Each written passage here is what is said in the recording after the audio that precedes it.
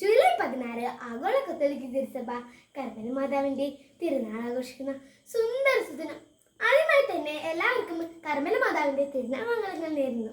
1251 July 16 വിശുദ്ധ Simon സ്റ്റോക്കിന്റെ അടുത്തേക്ക് വാനരഗണങ്ങളുടെ അകമ്പടിയോടെ കർമ്മല മാതാവ് പ്രത്യക്ഷപ്പെട്ടുകൊണ്ട് പറഞ്ഞു, എൻ്റെ സഹോദരത്തിന്റെ അടയാളവും രക്ഷയുടെ അച്ചാരവുമായ ഈ കർമ്മല ഉത്തരീയം സ്വീകരിക്കുക.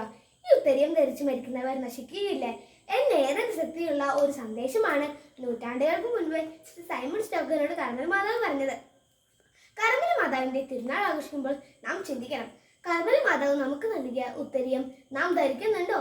സ്നേഹമുള്ളവരെ, കർമ്മല മാതാവിന്റെ തിരുനാൾ ദിനത്തിൽ തന്നെ കർമ്മല ഉത്തരീയം ധരിച്ച് അമ്മയുമായുള്ള സൗഹൃദം ഒന്നും കൂടി പുതുക്കാം.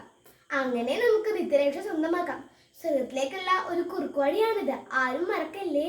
അമ്മേ, എൻ്റെ അമ്മേ, എൻ്റെ ഈശോയുടെ അമ്മേ, അമ്മേ, എൻ്റെ അമ്മേ, എനിക്ക് ഈശോ തന്നൊരമ്മേ.